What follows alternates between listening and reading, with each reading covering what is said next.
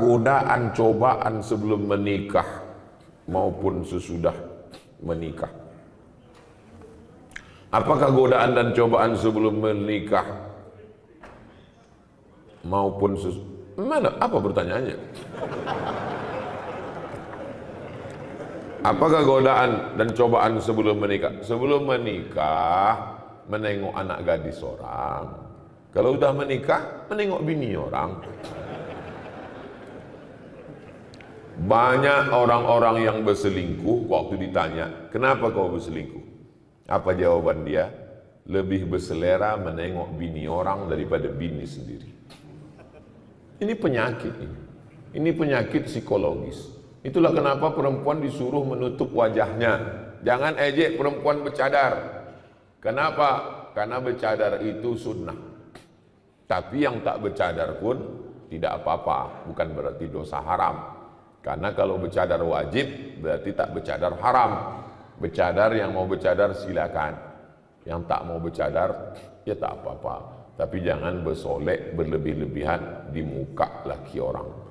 Ini banyak orang bersolek ini kan untuk laki orang. Untuk laki dia macam hantu. Apakah godaan setelah menikah? Kalau engkau jumpa perempuan di tepi jalan, engkau tertarik melihat dia, pulanglah ke rumah. Pesan Sayyidina Ali. Kalau kau nampak perempuan di tepi jalan, tertarik melihat dia, pulanglah ke rumah. Karena apa yang ada pada perempuan itu ada juga di rumah. Baiti jannati, surgaku, rumahku adalah surgaku. Bidadari surga yang dikirim Allah Subhanahu wa taala. Faman lam yastati' man istata'a minkumul ba'ata falyatazawwaj. Siapa di antara kalian yang sudah sanggup menikah, menikahlah. Fa innahu aghaddu lil basar. Menikah itu menjaga pandangan. Wa ahsanu lil farj, menjaga kemaluan. Faman lam yastati', kalau tak sanggup menikah, fa alaihi bisawm. Banyak puasa sunat. Fa innahu lahu wija, karena itu obat. Karena kalau makan, apalagi Pulau Kundur makanannya enak, makan sotong, makan cumi, makan kepiting, makan udang, libido seksual naik. Tapi kalau dia puasa sunat, tak ada berbini, banyak puasa sunat. Cantik pun perempuan itu tak nampak. Bro, ada cewek cantik, tak nampak, udah aku udah mau mati sudah. Maka suruh puasa. Ibu-ibu, bapak-bapak, anak yang sudah akil balik, kewajiban kita sebagai orang tua ini 3. Pertama, ayyusammihi biismi khairin, kasih nama yang bagus-bagus. Yang kedua, ayyu'allamahul kitaba idza aqala, ajarkan baca kitab, masukkan sekolah. Yang ketiga, ayyuzawwijahu, nikahkan dengan orang baik-baik. Kau udah sekolah nak, kau mau ku nikahkan. Ada nampak perempuan yang baik, kalau ada kami pinangkan, kalau tak ada udah kami siapkan. Nah, nikahkan dengan perempuan baik-baik, jaga kehormatannya. Yang perempuan pun juga nikahkan dengan laki-laki yang baik-baik. Mudah-mudahan anak bapak ibu dapat jodoh yang soleh solihah. Bagaimana cara kita menghadapi melaluinya Pak Ustadz? Tak usah banyak-banyak teori. Berbini. Saya tak usah teori begini, tak usah berbini. Yang mana jodoh saya Pak Ustadz? Tak usah banyak-banyak berteori. Mau kau, dia mau, jadikan. Itu semuanya berteori. Kalau jodoh kita, nanti waktu kita tengok bergetar kita. Bergetar pun kalau dia tak mau. Saya dulu kan lewat masa muda juga macam kalian, bukan langsung tua. Saya tanyalah tetangga dekat rumah, Pak, apa tandanya kalau dia jodoh kita? Kalau kita tengok bergetar gitu. Saya asal menengok perempuan bergetar. Tak jodoh, tak usah banyak teori. Mau kau sama dia. Dah, tak mau dia. Bunga bukan setangkai, kumbang bukan seekor, patah tumbuh, hilang berganti, hilang satu tumbuh seribu. Ini anak-anak muda nih, begitu mau minang orang, kaulah satu-satunya, tak ada yang lain. Kalau kau tak mau nanti abang mati. La ilaha illallah. Wih. Apa pula begitu? Macam tak ada aja perempuan di dunia ini. Banyak laki-laki ini mentalnya mental kerupuk. Begitu banyak perempuan. Nah, pinang. Tapi jangan kalian meminang petantang-petenteng. Bawa Ustadz Haruna Hasim, bawa Pak Bupati, bawa Pak Sekda. Bawa. Mereka juru bicaranya minangkan. tanya, telusuri, ayah dia siapa? Ayah dia kerja di kantor bupati. Apa bupati? Bupati ngomong, kami membawakan ini anak tahfiz Quran mau Minang. Pasti diterima, mana mungkin orang tuh berani nolak. Awas kalau kau nolak, nonjok gue. Jangan kalian petentang-petenteng Minang, belum tuh. Saya pun tidak sayang Minang. Kiai, saya minta tolong Kiai. Pak Kiai tolong Minang, karena saya diam aja. Pak Kiai itu bercakap. Somad ngomong untuk Kiai, enggak, saya diam aja. Jangan petentang-petenteng. Jangan saya kalian bawa, saya diterima nanti. Pak Ustadz, jodohnya supaya dapat jodoh terbaik, doanya Pak Ustadz, doa Nabi Zakaria, Rabbi la tazarni fardan wa anta khairul warisin. Rabbi, ya Tuhanku, la tazarni fardan, jangan biarkan aku sendirian, wa anta khairul warisin, engkau sebaik-baik pemberi waris. Rabbi la tazarni fardan wa anta khairul warisin. Saya tengok yang menghafal yang udah berbini pula. Ini menghafal yang lajang-lajang aja. Hati-hati bu, kalau sampai dibaca bapak ini nanti pas sembahyang. Ibu kalau sembahyang tahajud malam, dengarkan doa bapak itu baik-baik. Ya amin, amin, amin aja. Amin, amin. Nanti kejadian baru bingung. Rabbi la tazarni fardan wa anta khairul warisin. Amin gitu. Itu kejadian. Kenapa abang ini? Doa kau dulu gitu. Nah, Rabbi la tazarni fardan wa anta khairul warisin. Tak ada yang sulit bagi Allah. Asam di gunung, garam di laut, berjumpa juga dalam belanga. Siapa? Langkah rezeki, pertemuan maut, kuasa Allah Subhanahu wa taala. Tak ada yang sulit bagi Allah. Innama amruhu idza arada syai'an ayyaqula lahu kun fayakun. Jodoh tak akan kemana, tapi ingat, saingan di mana-mana. Mohon doanya Ustaz agar diberikan keturunan yang soleh dan solehah. Dunia ini memang tak pernah selesai. Sebelum tamat sekolah, nanti kuliah di mana? Sesudah kuliah, udah kerja apa belum? Sesudah kerja, udah berbini. Sesudah berbini, udah punya anak. Udah punya anak, laki-laki apa perempuan? Laki-laki. Kenapa belum punya anak perempuan? Dunia ini sebetulnya tak sulit. Yang susah tuh mengamankan mulut orang. Jadi kalau diturutkan cakap orang ini gila kita. Jadi kita pede aja, banyak berdoa. Mohon doanya Pak Ustaz supaya diberikan keturunan yang soleh dan solihah. Rabbi habli minas solihin. Doa yang sudah pasti makbul, maka dikabulkan Allah doanya. Lahirlah anak namanya Ismail. Doa Nabi Ibrahim itu, Rabbi habli minas solihin. Apa kata orang? Ibrahim mandul, tak akan punya anak. Berbini sama Sarah, tak ada anak. Menikah sama Hajar, tak ada anak. Apa kata orang? Takkan punya anak itu Ibrahim. Berdoa Nabi Ibrahim, apa yang terjadi? Hajar mengandung, Sarah pun mengandung. Sekali dua saking makbulnya. Hajar melahirkan anak Ismail, Sarah melahirkan anak Ishak. Waktu lahir Ismail, umur Nabi Ibrahim 86 tahun. Berumur Ismail 13 tahun, lahir Ishak. Umur Nabi Ibrahim 99 tahun. Bayangkan bapak, umur 99 tahun masih menggendong bayi. Doa Rabbi habli minas solihin.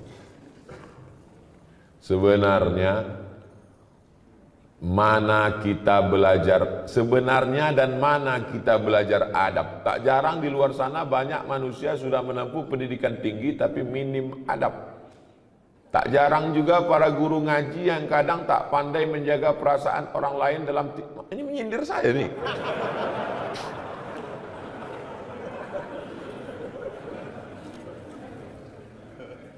Yang mengajar adab yang pertama kali itu adalah ibu.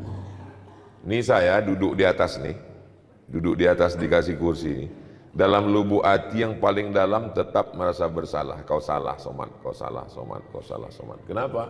Karena kecil dulu diajarkan tak boleh duduk di atas kalau ada orang tua di bawah. Sampai udah setua ini pun tetap dia tengiang, tetap nampak wajah almarhum Muhammad. Tak boleh duduk. Jadi waktu datang tamu duduk di lantai. Kita orang Melayu bentang tikar pandan, duduk tamu di bawah, saya di atas. Mak tu sudah mengkejip mata udah 2 kali. Saya tak juga turun, balik. Tak boleh bercelana pendek. Saya tak punya celana pendek. Sampai hari ini, kalau diajak orang mandi ke pantai, tetap bercelana panjang. Mandi kolam renang, tetap celana pendek. Tak boleh celana pendek. Kalau bercakap mesti ada ujungnya. Di mana kau sekolah? Di pesantren tu, di pesantren pakcik, di pesantren mak, di pesantren wak. Anak sekarang tak ada ujung. Kelas berapa kau? Kelas 3. Sekolah di mana? SD. Tak ada ujung. Kita dulu ujungnya mesti ada. Kalau jumpa cium tangan, minta doa, minta embus kepala. Diajarkan adab tata krama sopan santun. Habis makan piring bawa ke dapur, dicuci, dicium sebelum diletakkan di rak piring. Adab. Makanya Islam ini adalah agama Islam. Islam kata salam. Salam artinya selamat. Selamat lidah, dari kata kasar selamat. Tak ada gunanya ilmu banyak. Kalau cerita ilmu banyak, yang paling banyak ilmunya google.com. Kalau cerita paling kuat hafalan, yang paling kuat hafalannya youtube.com. Yang paling hebat amalnya sampai masuk ke surga. Pernah dia tinggal di surga, keluar lagi, iblis. Iblis itu pernah di surga. Kita sehebat-hebat kita belum pernah masuk surga lagi. Kata iblis, hebat aku lagi dari kamu, kata iblis. Makanya akhlak. Ajarkan anak akhlak. Siapa yang menanamkan akhlak? Di rumah. Karena anak paling lama di rumah. Jadi kalau nampak orang tak berakhlak, itu berarti di rumah orang tua, ayah, ibu tak mengajarkan akhlak. Kalau sudah sholat sunat fajar, sampai di masjid sholat sunat qobliyah subuh lagi Pak Ustadz, namanya sholat sunat fajar. Waktunya dari azan ke iqomat. Sholat sunat fajar itu adalah qobliyah subuh. Di mana dalilnya? Sahih Muslim. Ada satu bab qobliyah subuh, salat sunat fajar. Pahalanya khairum minad dunya wa ma fiha, lebih baik daripada dunia dan seisinya. Rakaat pertama kuliah, rakaat kedua kulhu.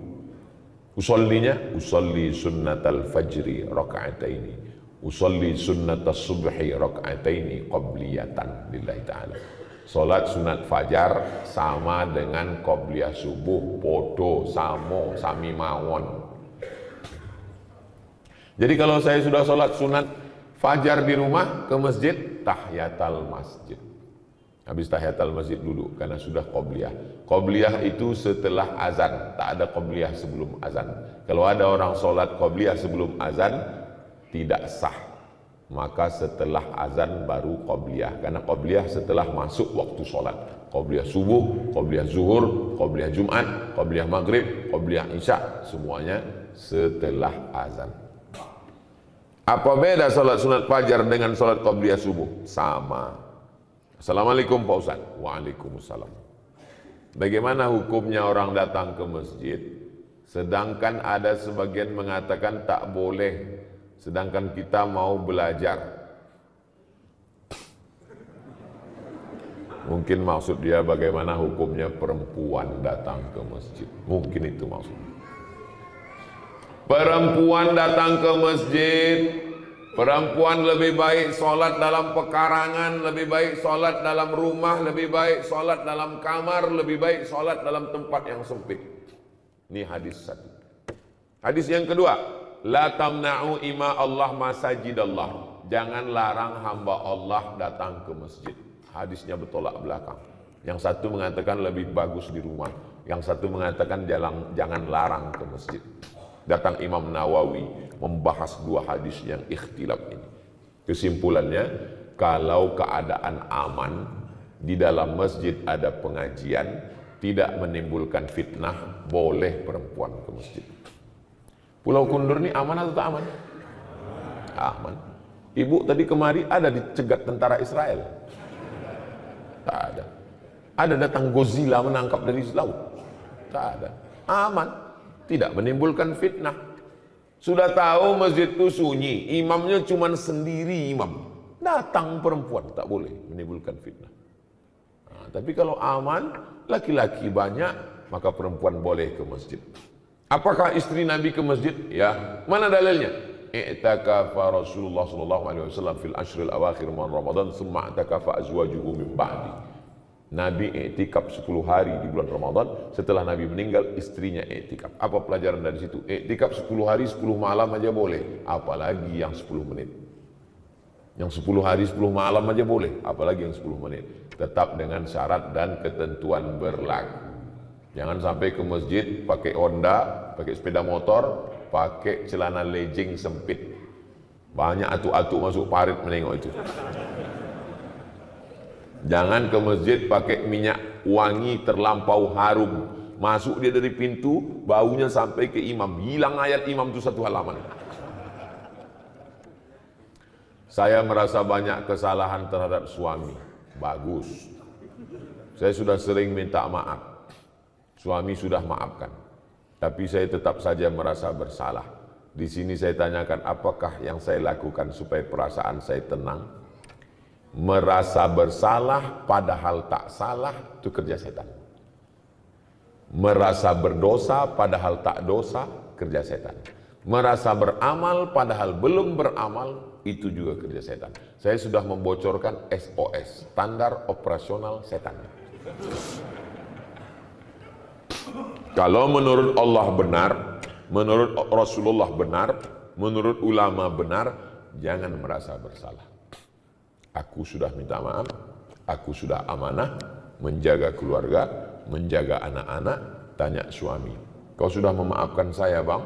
Aku sudah memaafkan dek, karena aku terpaksa. Maka ibu tidak salah. Ibu sama dengan suami.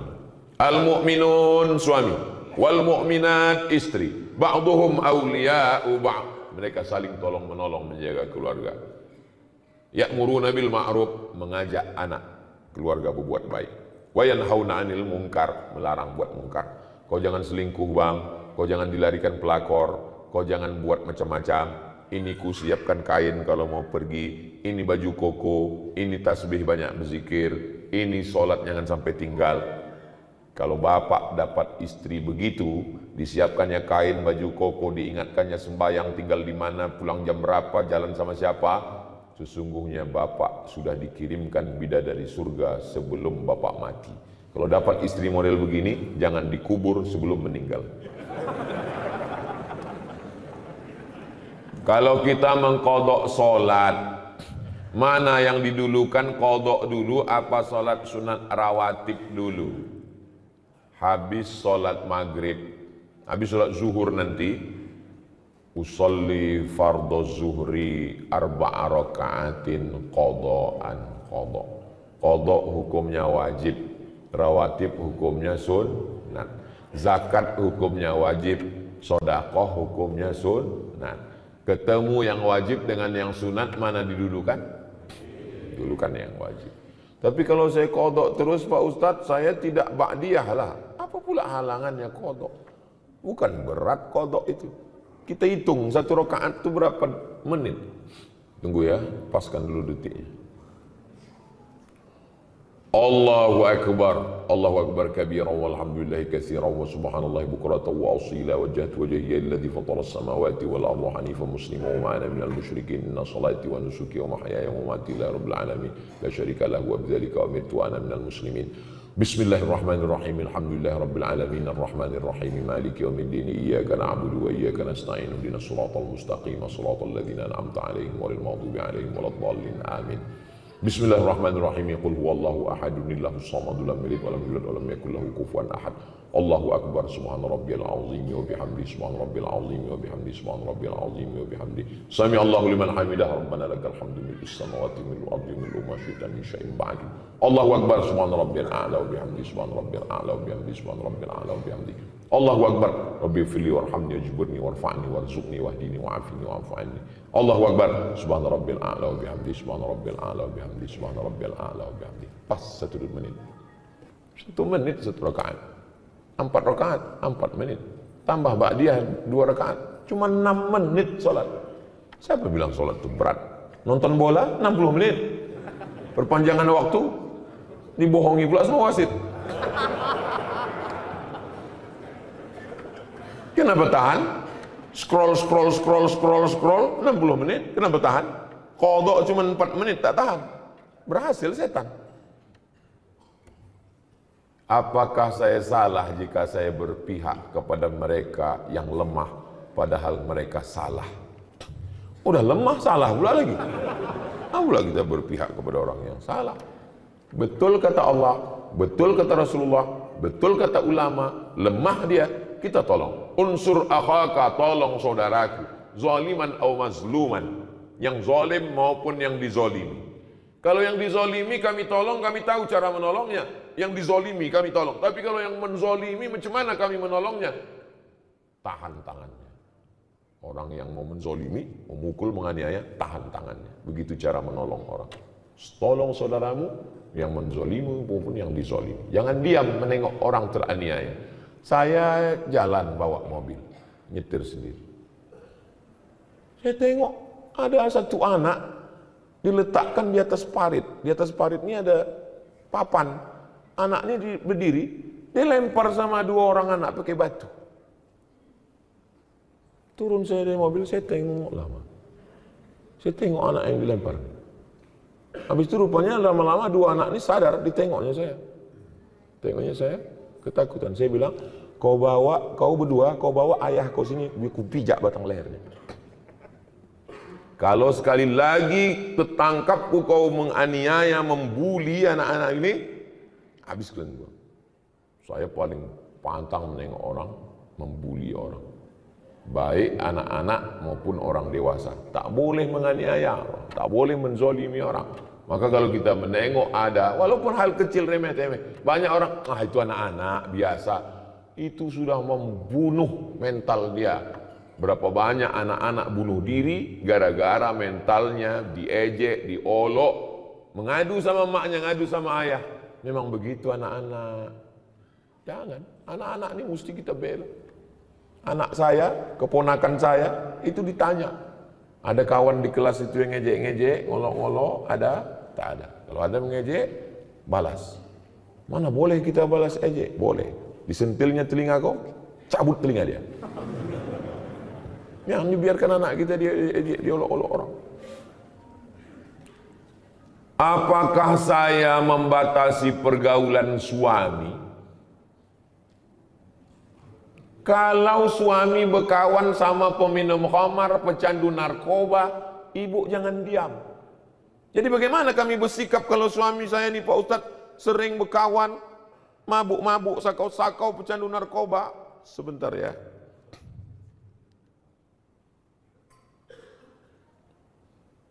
Kalau ada suami ibu berkawan sama pecandu narkoba, catat nomor ini baik-baik.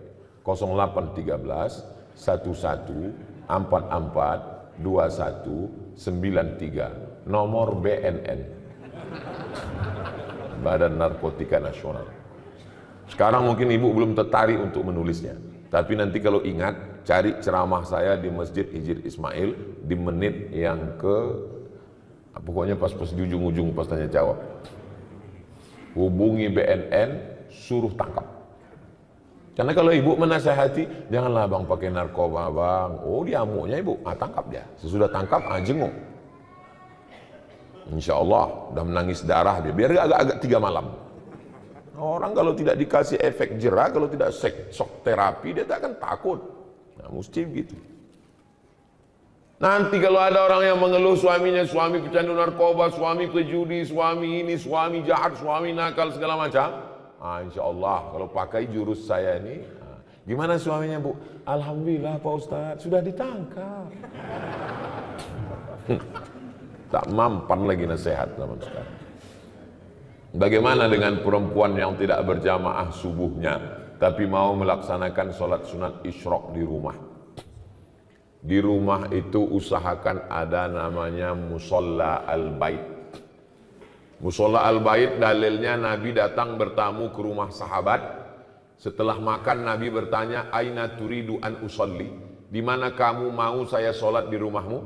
Kata sahabat, sholat di sini ya Rasulullah. Nabi pun sholat. Tempat sujud Nabi di rumah itu dijadikan musola al-bait. Itulah dalil sunnah membuat satu sudut rumah musola. Tapi rumah kami tak besar Pak Ustadz, bukan rumah orang kaya, tak ada musola khusus, tak perlu. Buat aja satu sudut yang biasa sholat di situ, sholat duha di situ, tahajud di situ, letakkan sajadah di situ. Maka menurut mazhab Hanafi, musola al-bait, perempuan boleh iktikaf di situ. Laki-laki tak boleh.